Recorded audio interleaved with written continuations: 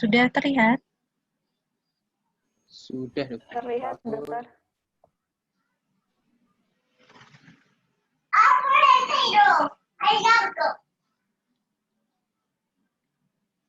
Sudah slideshow belum?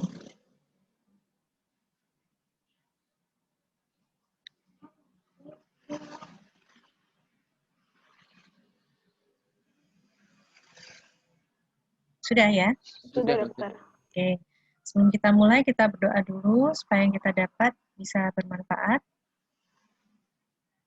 Silakan berdoa dimulai.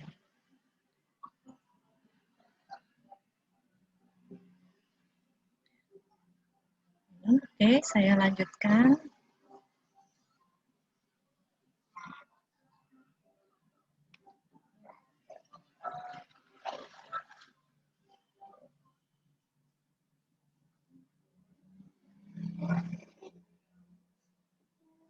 Ya.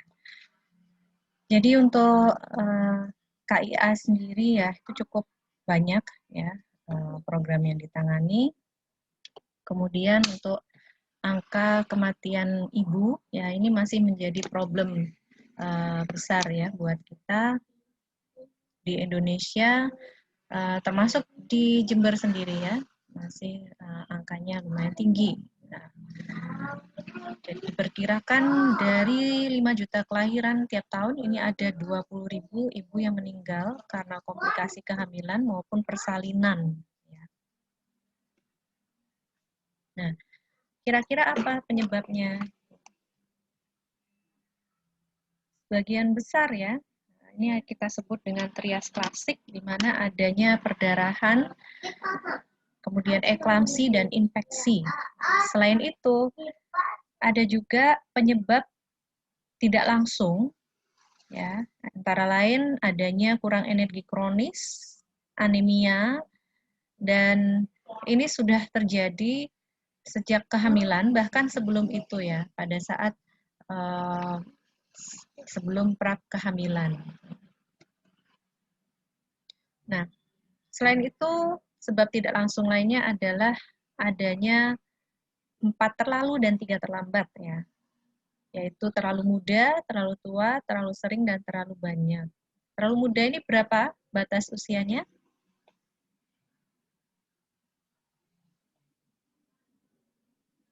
Mungkin ada yang ingat? Sudah lewat objin semua kan?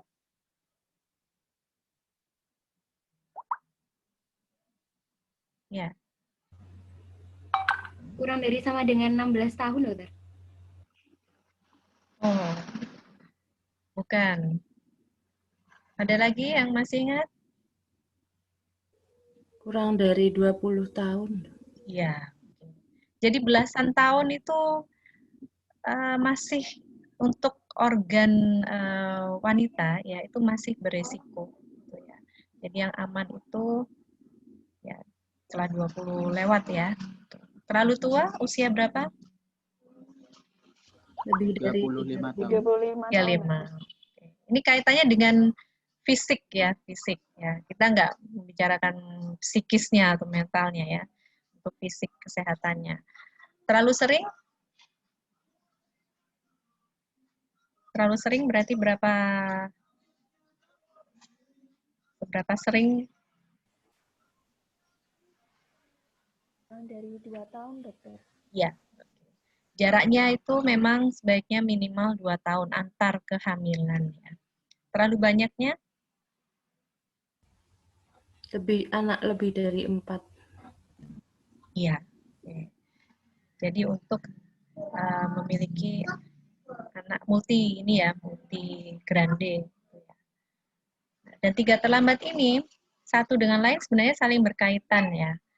Karena begitu terlambat untuk mengambil keputusan, maka ibu ini akan terlambat untuk dikirim ke tempat pelayanan kesehatan.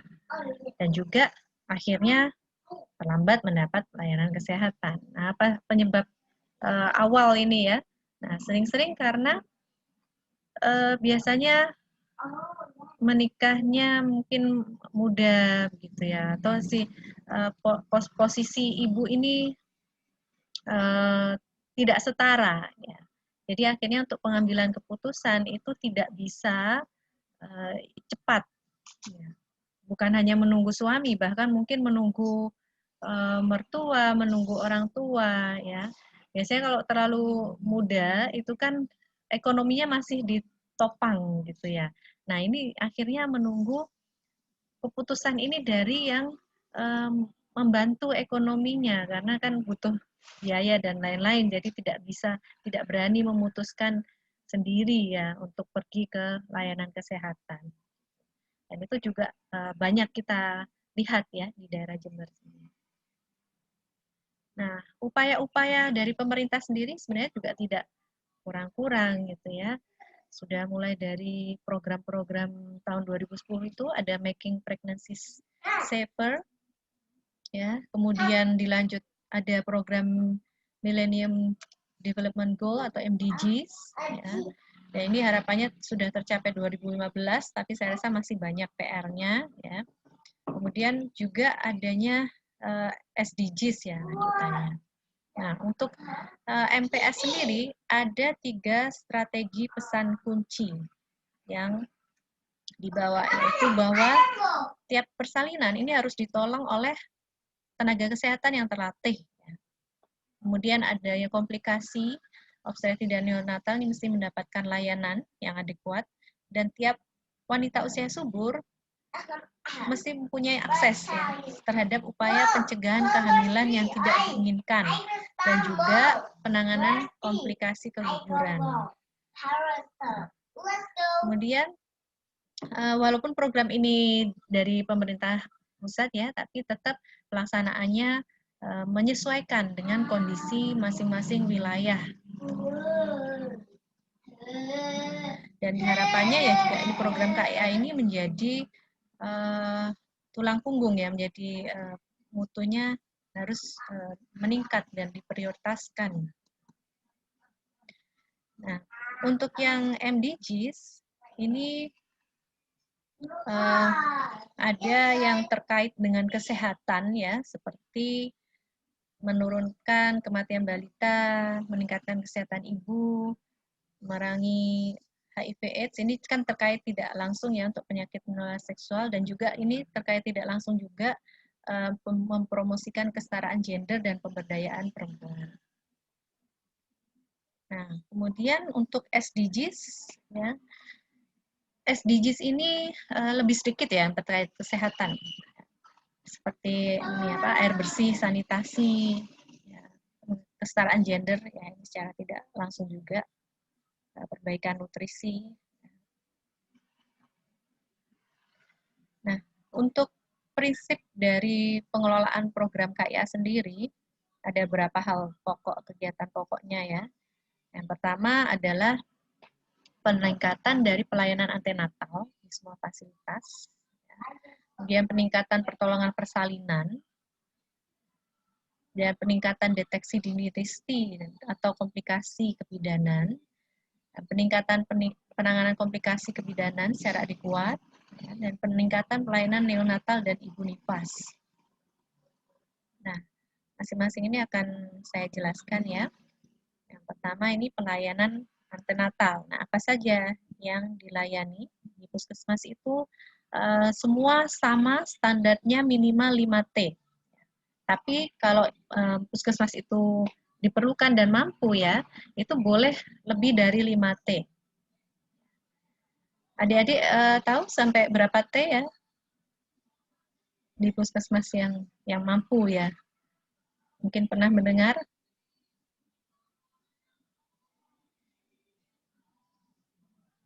Ya.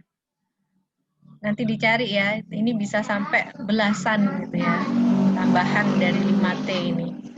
Sedangkan 5T ini yang wajib ya, ada itu adalah untuk timbang berat badan, ukur tinggi badan, ya, kemudian untuk tekanan darahnya, tinggi pulus uteri, TT, ya, dan juga tablet tambah darah.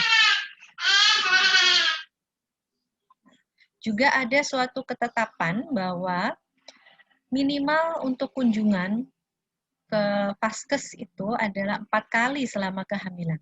Kalau lebih banyak ya tentunya lebih baik ya. Minimal itu adalah 1 kali pada triwulan pertama, K1 ya, kemudian 1 kali triwulan kedua, dan pada triwulan ketiga 2 kali, sehingga tercapai minimal K4.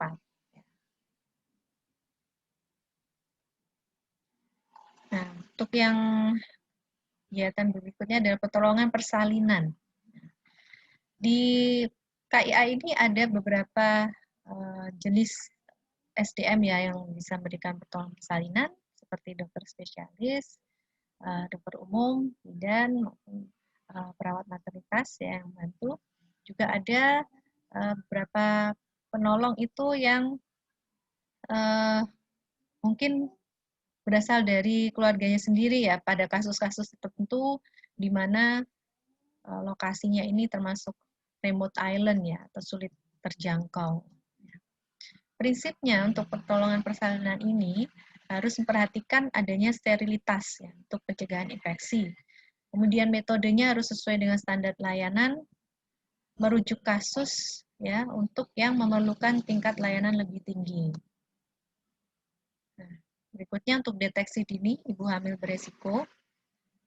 Nah, ini faktor-faktor resiko ya, antara lain ya, seperti yang tadi ya disebutkan, karena kondisi fisiknya dari ibu sendiri untuk kurang dari 20 atau lebih dari 35, ini perlu diperhatikan. Dengan anak lebih dari 4, jarak kehamilan kurang 2 tahun, jarak persalinan terakhir dan kehamilan ya. Tinggi badannya kurang dari 145, berat badan kurang dari 38, dan mungkin juga ada riwayat ya DM, hipertensi, atau ada cacat kongenital, dan ada kelainan bentuk tubuh, ini juga akan mempersulit ya. Sering-sering ya akhirnya akan harus di SC. Nah, selain itu ada beberapa lagi resiko tinggi atau komplikasi pada kehamilan ya, seperti bila anemia ya, HB-nya sampai kurang dari 8, atau tekanan darahnya tinggi, ada odem, eklamsi, perdarahan pervaginam, dan lain-lain ini ya, ini harus menjadi perhatian. Nah, untuk penanganan komplikasi kebidanan, ada yang namanya PONET, ya, itu pelayanan obstetri dan neonatal emergency dasar. Nah, ini tidak tiap puskesmas ada. Kebijakan dari Depkes sendiri, minimal dalam satu kabupaten itu ada 4 puskesmas yang menyediakan layanan atau mampu untuk PONET. Nah, jadi untuk itu ada standar dari Depkes RI ya, ada pedomannya ya. Kegiatan yang di PONET ini adalah mampu untuk melakukan pencegahan penanganan pendarahan, preeklamsi, infeksi, partus yang lama atau macet, dan untuk abortus. Nah, sedangkan untuk yang ke neonatalnya, mampu untuk melakukan pencegahan penanganan asfiksia, hipotermi, BBLR, kejang atau ikterus, dan gangguan minum. Nah, sedangkan ada lagi yang namanya PONEK. PONEK ini bekerja sama dengan PONET ya nantinya, yang menjadi tempat rujukan dari PONET. Ini harapannya dari satu kabupaten itu minimal ada 1 PONEK ya, yaitu rumah sakit yang bisa melaksanakan pelayanan obstetri dan neonatal emergency komprehensif dan siap selama 24 jam. Nah, itu dalam PONEK ini harus bisa memberikan layanan operasi sesar dan juga tersedia transfusi darah. Nah, sebentar ya.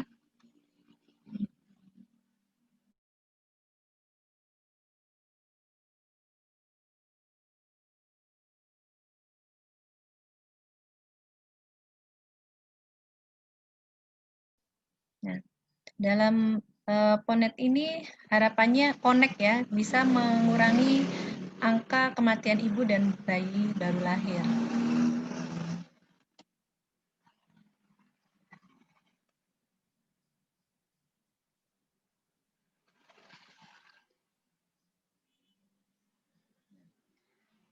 Selanjutnya adalah pelayanan untuk kesehatan neonatal dan ibu nifas. Perlu perhatian di sini karena 2/3 kematian bayi atau 60% itu terjadi pada usia kurang dari 1 bulan. Jadi pada neonatus ya. Nah, penyebab utamanya itu karena adanya BBLR, asfiksia, dan tetanus neonatorum. Nah, ini kira-kira kalau sampai asfiksia itu penyebabnya karena apa? Sering-sering ya, mungkin adik-adik sudah pernah ini ya mendapat kasus ada bayi neonatus ya kurang dari 1 bulan, kemudian tiba-tiba mengalami asfiksia.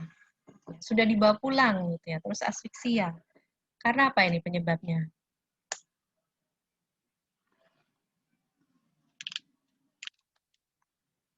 Gimana? Pernah? Saya rasa mesti ada ya. Mungkin pas di pediatri atau ini ya, menangani kasus neonatus kemudian mengalami asfiksia. Penyebabnya apa? Yang sering. Ada? Aspirasi mungkin, Dok. Aspirasi karena minum ASI yang kurang benar minum. ASI. Ada lagi? Karena apa?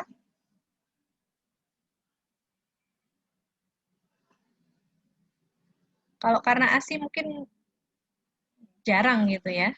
Karena kan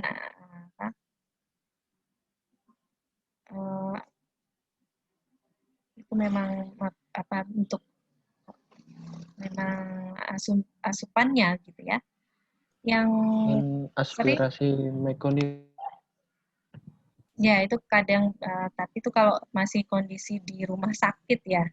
Kalau sudah dibawa pulang, kemudian tiba-tiba datang gitu ya dengan asfiksia, itu aspirasinya karena apa? Diberi makanan ya. Apa yang paling sering?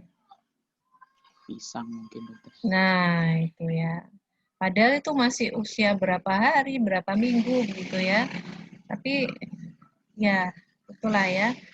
Masih menjadi tradisi atau bagaimana, ya mungkin bukan orang tuanya sendiri ya, mungkin pengasuhnya, neneknya. Kalau yang orang tua yang sekarang mungkin rata-rata sudah well educated ya, sudah tahu kalau tidak boleh memberikan selain susu gitu ya, ASI. Oke, ini perlu perhatian ya, supaya dalam memberikan edukasi setelah persalinan itu betul-betul bukan hanya ibu ya, mungkin semua pengasuhnya ini diberi pengetahuan gitu ya. Nah, upaya-upaya ini untuk mencegah kematian neonatal ya, tentunya dengan berikan pemeliharaan kehamilan sebaik mungkin, pertolongan ya, pada bayi baru lahir, termasuk perawatan tali pusat yang higien. Nah ini ya terjadinya tetanus neonatorum ini juga bisa jadi karena kurang steril ya, kemudian ibunya juga tidak vaksin. Mungkin ini persalinannya ditolong oleh bukan tenaga kesehatan ya, bisa jadi. Nah selain itu ada deteksi dini ya untuk neonatal yang risky ya, seperti ada BBLR, kemudian tetanus neonatorum, asfiksi, ikterus ya, dan lain-lain. Nah, kalau ini ya ini wajib diketahui ya. Adik-adik harus hafal di luar kepala ya. Dan bukan hanya ini ya, untuk nice to know atau sekarang perlu tambahan juga beberapa vaksin ya yang mungkin akan ditanyakan oleh orang tua bayi. Jadi adik-adik juga harus update. Sekarang udah banyak ya vaksin-vaksin baru. Nah, mungkin ini akan ditanyakan bagaimana pemberiannya, kemudian bisa terjadi adverse effect apa, terus kontraindikasinya apa, gitu ya. Dan juga ini kan kondisi yang normal ya, jadwal normal. Adik-adik juga perlu mempelajari bagaimana jika ternyata pada saat datang usianya sudah melebihi jadwal normal ini. Ya. Misalkan dia datang dalam posisi sudah 4 bulan tapi belum pernah divaksin. Nah, bagaimana pemberiannya? Nah, ini sudah ada protokolnya, ya, jadi tolong dihafalkan juga, diingat, ya, bagaimana kalau bayi itu datang sudah usia 4 bulan kah, atau 6 bulan, ya, dan belum pernah mendapatkan vaksin. Itu ya. Saya rasa ini akhir dari slide-nya. Ya. Yang berikutnya ini memang ada slide untuk kesehatan reproduksi dan juga IMS, ya, infeksi menular seksual. Ini silakan untuk pengayaan dibaca sendiri ya. Sekarang kita diskusi.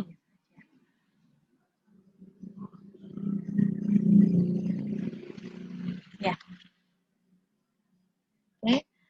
Untuk adik-adik memang ini tidak ke puskesmas langsung ya. Jadi mungkin bisa browsing begitu atau melihat di video-video atau bagaimana sih situasi KIA di puskesmas. Ya. KIA ini kan programnya tidak hanya di puskesmas ya, tapi juga turun ke masyarakat ya melalui Posyandu biasanya.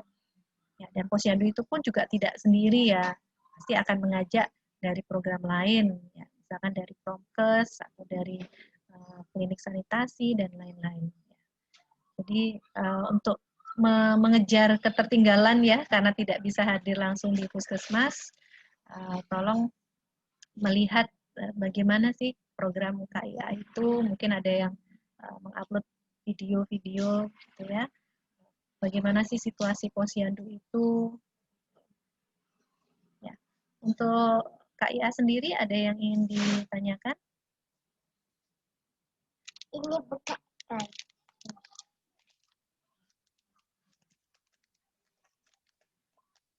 Gimana?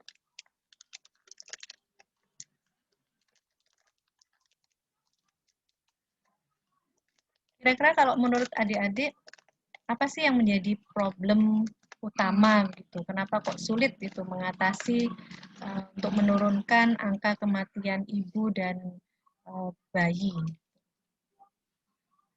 Mungkin dengan situasi yang di Jember ini, adik-adik kan bisa ini ya memahami ya, melihat Jember ini bagaimana sih, apa kira-kira kok sulit gitu untuk menurunkan angka kematian ibu dan angka kematian bayi gitu.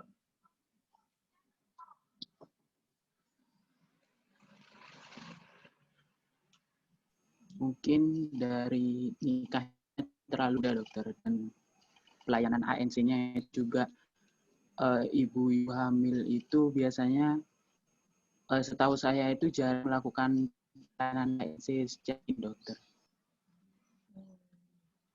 Apa ya, kesadarannya ya, kesadaran kesehatannya masih rendah. Bahkan pernah kan mendengar ya, tidak tahu kalau hamil ya. Jadi kenapa kok K1 itu sering loss ya? Jadi trimester pertama kenapa kok sering ya tidak melakukan kunjungan?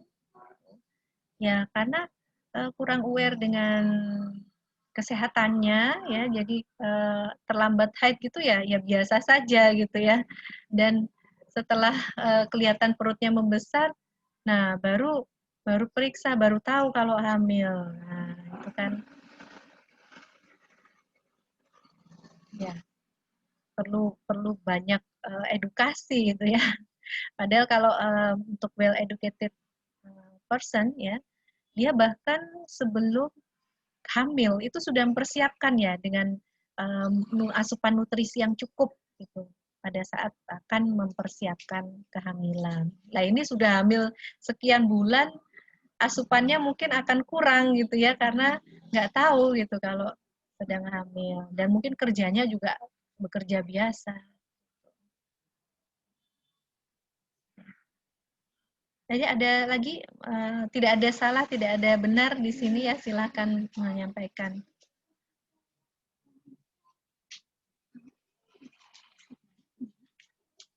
Karena apa lagi? Mungkin karena kebiasaan, dokter. Kebiasaan. Culture-nya itu, dokter. Culture-nya bagaimana? Misalnya kayak memberi makan bayi, mungkin dari orang tuanya masih seperti itu, jadi anaknya juga disuruh seperti itu. Ya, kebiasaan. Karena merasa kalau kita ini ya beredukasi ya, itu ya nggak nurut-nurut begitu aja gitu ya. Apalagi yang memberikan masih muda-muda seperti adik-adik misalkan. Kalau harus langsung terjun ke masyarakat beredukasi, itu pasti akan dipertanyakan gitu ya. Karena nanti bantahannya, ini anak saya besarkan juga seperti itu, sudah sampai sebesar ini, ya begitu. Ya itu untung ya, alhamdulillah anaknya itu termasuk yang lolos, satu dari sekian ya, yang diberi bubur atau diberi pisang yang selamat gitu. Kan nggak semua bayi survive gitu ya kalau sampai diberi ya lolos dari aspirasinya tapi nggak lolos dari sakit di pencernaan ya, karena memang ususnya belum siap ya, bisa terjadi invaginasi dan lain-lain gitu ya. Itu yang mungkin ya, bantahan-bantahan itu yang perlu adik-adik harus siap ya, bagaimana cara menyampaikannya agar memahami bahwa itu bukan sesuatu yang benar ya, dan resikonya ya bisa saja memang masih selamat ya, tapi kan 1 banding berapa gitu ya. Ya mungkin itu. Ada lagi faktor-faktor yang menyebabkan tingginya kematian pada ibu dan bayi? Mungkin ini dokter, akses ke pelayanan kesehatan mungkin di kasus saat melahirkan gitu, akses ke bidan dan vaskes terdekat kurang, akhirnya memilih ke dukun beranak seperti itu. Jadi sehingga prosedur kelahirannya tidak sesuai dengan protokol prosedur SOP yang seharusnya, jadi tingkat kematian, resiko kematiannya bisa tinggi. Ya. Pernah mendengar ini yang ada ibu ya, kemudian uterusnya itu sampai keluar karena pada saat melahirkan plasenta itu ditarik gitu ya, bayinya sudah keluar gitu, tinggal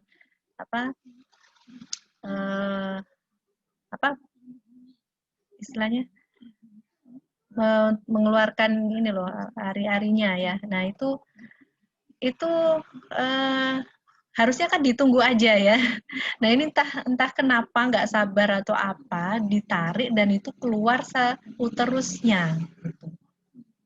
Nah, sudah seperti itu baru dibawa ke layanan kesehatan ya. Ya akhirnya bleedingnya nggak karu-karuan ya, dan ya alhamdulillah masih bisa terselamatkan ibunya, tapi sudah nggak bisa untuk hamil lagi, sudah nggak bisa diselamatkan uterusnya. Itu padahal anak pertama masih ibu masih ya nikah muda begitulah ya. Nah ada juga yang ini pemotongan tali pusatnya itu ya, itu tidak steril ya, akhirnya membusuk di bayinya ininya tali pusatnya. Itulah kenapa ya untuk bidan-bidan itu diminta untuk membina dukun bersalin itu. Bukan untuk melegalisasi, bukan ya, tapi kita tidak memungkiri bahwa kondisi masyarakat saat ini belum semua itu ke layanan kesehatan. Dan untuk daerah-daerah tertentu, memang dukun bersalin itu lebih laku gitu ya, lebih digemari kayak gitu. Mungkin ya karena dari ibunya, dari ini ya sudah ke sana gitu ya. Nah, itu sudah kebiasaan gitu, atau mungkin dari faktor biaya juga ya. Khawatir biayanya atau gimana. Jadi banyak faktor ya. Nah, karena itu mencoba untuk merangkul dukun bersalin itu ya, mengajarkan mereka bagaimana minimal standar ya, pelayanannya itu, dan mengetahui bila kasus mana yang harus dirujuk. Ya. Jadi kalau sudah seperti itu kan nanti kalau ada kasus yang memang di luar kemampuan, ya kadang ada yang karena posisinya itu tidak normal ya, terus itu dipaksa gitu sampai patah tulang ininya. Nah, pada posisi yang tidak normal itu tidak akan mungkin bisa ditolong oleh dukun beranak bersalin ya, dukun tadi itu gitu ya. Oleh bidan pun juga tidak mungkin ya, itu pada akhirnya akan membutuhkan SC. Nah, kalau bidan kan otomatis sudah tahu ya kapan harus merujuk, kapan bisa ditangani gitu. Tapi yang dukun bersalin ini yang resiko gitu ya. Nah, inilah yang kemudian dilatih dan masing-masing bidan tuh punya binaan. Jadi kalau nanti ada persalinan yang seperti ini, ya kan diajari kalau posisi nggak normal ini harus segera rujuk. Nah, ini akan kontak ke bidan tersebut. Karena dukunnya kan nggak mungkin lah kontak ke objinnya langsung gitu ya, atau langsung ke rumah sakit ini ya. Pasti dia akan kontak ke orang yang sudah dia kenal gitu ya. Nah, nanti dari bidan inilah yang akan merujuk ke rumah sakit dengan fasilitas SC tadi untuk persalinan yang tidak bisa secara normal, yang beresiko. Dan juga mungkin kalau bisa mendeteksi ya dengan bantuan dukun ini juga, misalkan ada gejala preeklamsi, eklamsi gitu ya, pusing yang ini atau berat badan yang berlebih ya, mungkin ada DM gestasional. Nah, itu juga perlu diajarkan ke dukunnya ya. Kalau kasus-kasus yang seperti itu harus dirujuk, atau yang perawakannya terlalu pendek atau bentuk tubuhnya ada skoliosis dan lain-lain. Nah, itu dukun yang dibina tadi harus diberitahu kalau ada yang seperti itu untuk dirujuk. Jadi tujuan kita adalah untuk keselamatan ibu dan bayi. Jangan mengedepankan kalau mau ego-egoan ya pasti akan itu kan nggak punya lisensi gitu ya, nggak punya ini untuk ya, bukan seperti itu ya. Kita tidak memungkiri kenyataan bahwa masih banyak masyarakat yang menggunakan layanan dari dukun ini.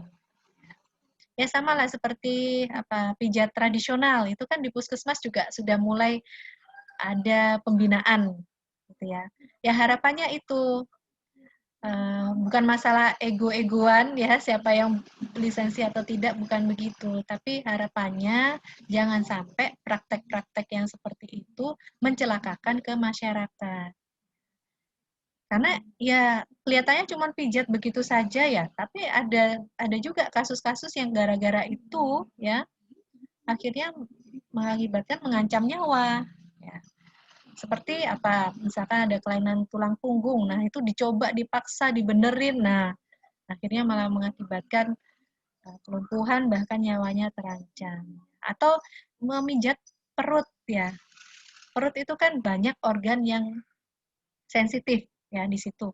Ya, apalagi ini kalau ibu setelah melahirkan, nah ini pasti akan mencari tukang pijat ya biasanya karena merasa capek-capek semua. Nah, ini hati-hati. Harus diajarkan supaya tidak boleh memijat perutnya. Ya. Karena masih banyak yang beranggapan kalau setelah melahirkan itu harus dinaikkan rahimnya gitu ya. Rahimnya melorot, harus dinaikkan. Nah, seperti itu. Nah, padahal itu bisa terjadi banyak, ya nggak banyak, beberapa kasus kan akhirnya terjadi ini melintir gitu ya posisi ininya ususnya. Nah itu kalau sampai nggak ketahuan sampai ini kan bisa terjadi infeksi, bisa sampai nekrosis gitu ya karena pemijatan yang tidak benar.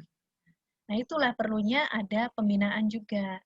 Begitu juga obat-obat tradisional ya, batra ya, itu juga di puskesmas juga beberapa area yang di wilayahnya itu ada produksi jamu, itu memiliki binaan.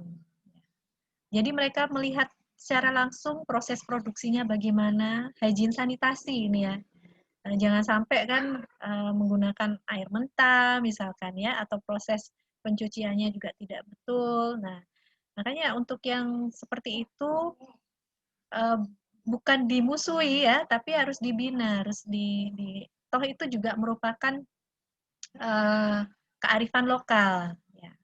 Masyarakat tidak mungkin meninggalkan itu ya, pasti masih banyak pengguna pijat tradisional, pengguna obat-obatan herbal tradisional.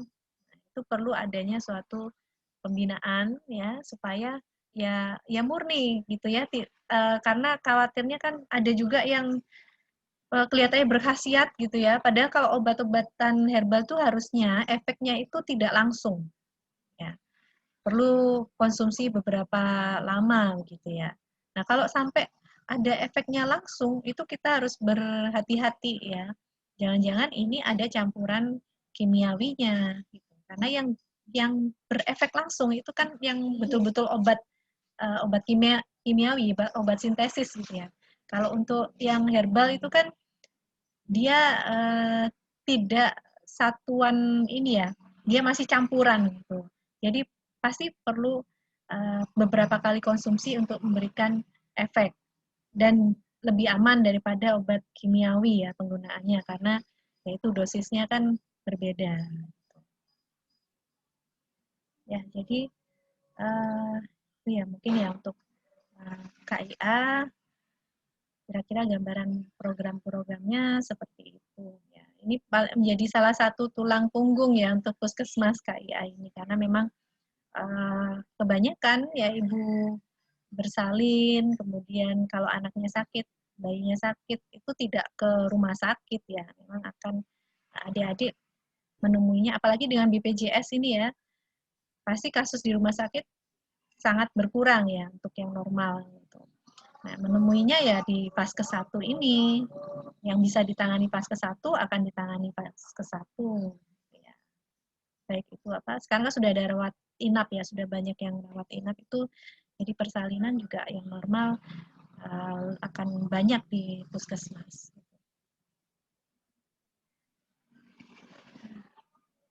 Adik-adik sudah pengalaman ini menolong persalinan ya, yang normal? Ya. Nah, nanti mungkin kalau di Puskesmas juga akan ada ini ya, akan banyak menemui gitu ya, dan skill-nya itu ya disiapkan ya. Oke. Ada lagi yang mau didiskusikan?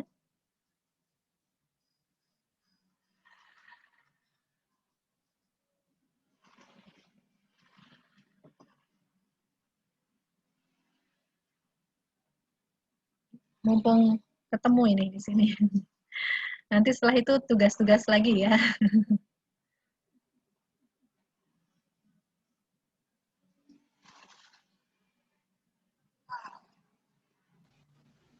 Gimana? Mohon izin, Dok.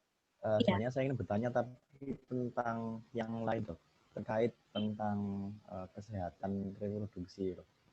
Gizi? Kebetulan saya kemarin kan ya, tentang kesehatan reproduksi remaja. Oh, reproduksi. Kebetulan kemarin tugas saya itu, mungkin ada pertanyaan gini, Dok. Sebenarnya dalam lingkup puskesmas gitu, ada sekolah. Nah,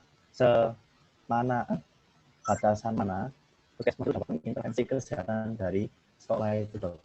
Apakah hanya penyuluhan kah, atau pemberian nutrisi yang seperti apa, atau seperti? Iya, oke. Kalau di wilayahnya itu ada sekolah, ya, dan melihat dari kebutuhan dari sekolah di wilayahnya itu, gitu ya. Kalau sekolah di wilayahnya itu sudah mandiri, ya, sudah bisa, maksudnya sudah punya UKS, kemudian ada dokter cilik dan lain-lain, ya. Bahkan ada sekolah itu yang swasta itu ya menyediakan dokter sendiri. Nah, kalau yang seperti itu kan ya puskesmas tidak akan terlalu interfere ke sana. Tapi kalau untuk area itu, ya mungkin di situ banyak terjadi penyakit yang menyerang ke anak-anak, ya, dan salah satu penularannya itu dari sekolah, nah itu akan banyak mengintervensi ke situ. Ya. Tapi selama kondisi dari keadaan di sekolah itu aman-aman aja, ya mungkin hanya sekedar pemantauan saja. Gitu ya. Jadi tergantung dengan situasi kondisi masing-masing. Ya. Begitu juga untuk program, ya, karena puskesmas itu kan bergeraknya ya tergantung dari dana juga gitu kan ya, dari pemerintah. Ya. Tidak sulit kalau mengandalkan penghasilan sendiri gitu ya, karena kan memang minimal sekali ya untuk pembayaran di puskesmas itu. Nah, untuk program itu, ya, tapi sekarang sudah ada BPJS ya, itu kayaknya juga sudah ada alokasi juga ya kalau untuk program promkesnya ya terutama. Nah, itu bisa mengadakan kegiatan-kegiatan seperti penyuluhan gitu ya. Nah, itu memang tergantung dari masing-masing puskesmas. Ya. Dia kan akan selalu melakukan pemprioritasan masalah. Di puskesmas itu yang menjadi prioritas mana? Kalau memang dirasa di sekolah itu ada sesuatu yang nggak benar ya menjadi prioritas. Tadi kaitannya dengan kesehatan reproduksi apa? Ya penyuluhan itu maksudnya ya. Ya itu juga ya sekali apa tergantung dari level ininya ya. Mungkin kalau yang udah SMP, SMA ini akan perlu penyuluhan kesehatan reproduksi yang intens, apalagi kalau di daerahnya itu memang daerah yang rawan untuk free sex. Nah, itu pasti akan menjadi prioritas dari puskesmas itu ya untuk memberikan program penyuluhan kesehatan reproduksi. Ya, jadi ada apa ya? Setiap puskesmas akan melakukan itu ya, pemprioritasan. Kalau masalahnya di sini, ya itu akan yang ditekankan.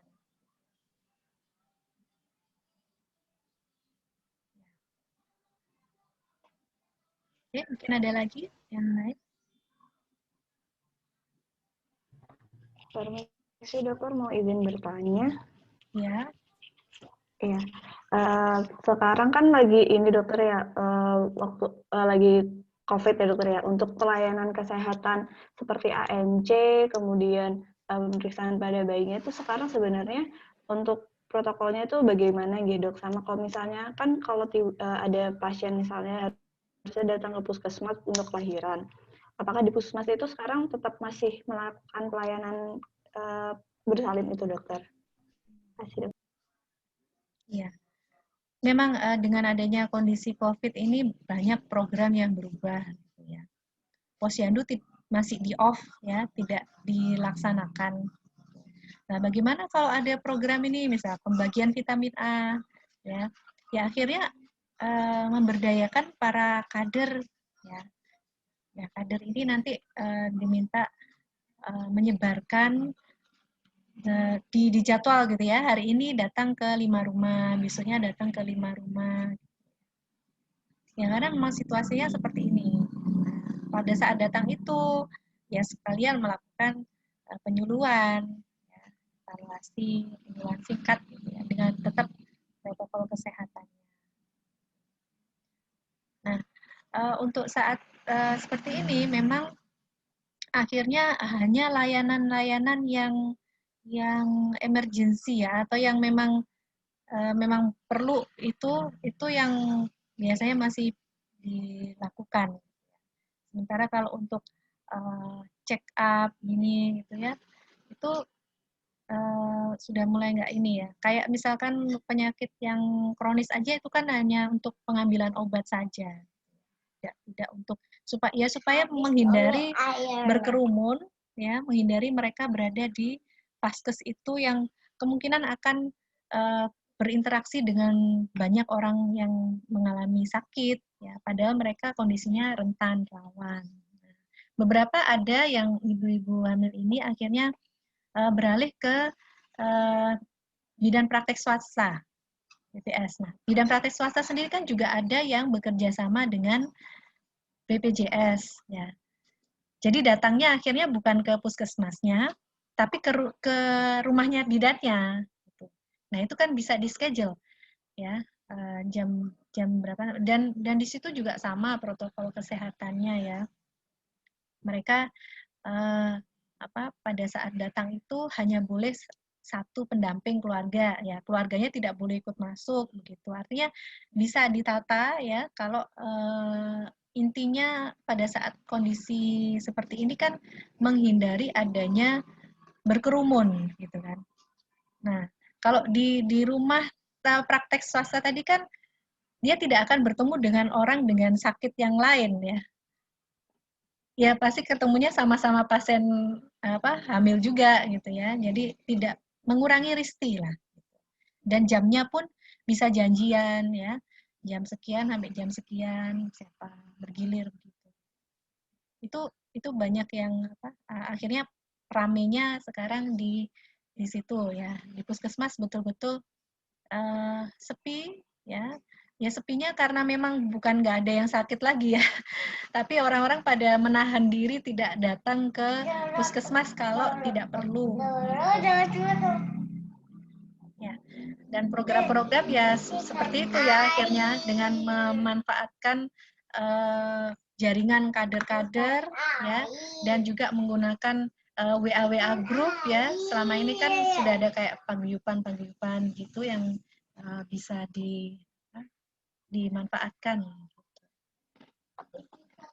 Betul-betul harus berinovasi ya di puskesmas itu karena kalau arahan dari pusat kan hanya general ya. Masing-masing puskesmas melaksanakannya berdasarkan kondisi wilayah masing-masing.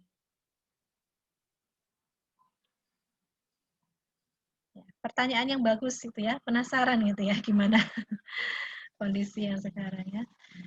Dan ya dengan kondisi seperti itu pun masih beberapa tenaga kesehatan akhirnya masih ada yang tertular juga ya, terkena juga ya, karena sulit ya mau mendeteksi mana yang sakit, mana yang tidak ya.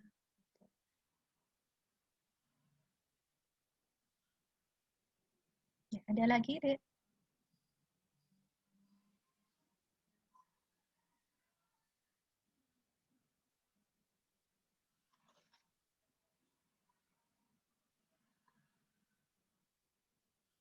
Gimana?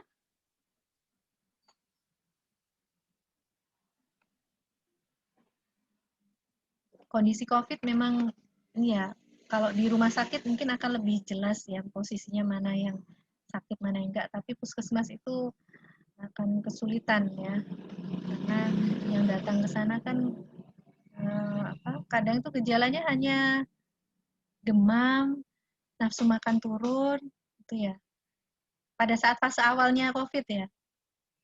Nah, setelah berapa hari baru muncul ada keluhan-keluhan lain.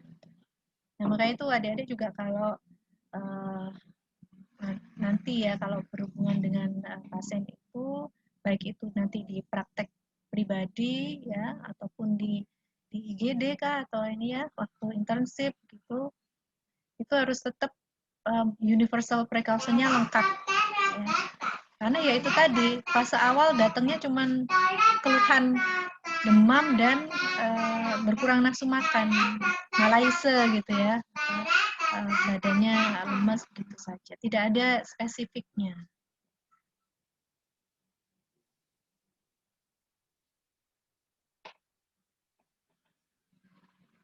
Ya, gimana? Ada lagi?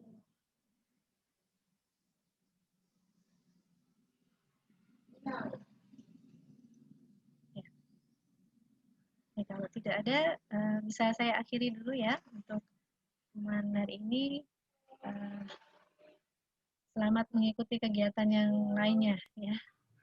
Assalamualaikum warahmatullahi wabarakatuh. Waalaikumsalam warahmatullahi wabarakatuh. Terima kasih banyak dokter. Ya, sama-sama.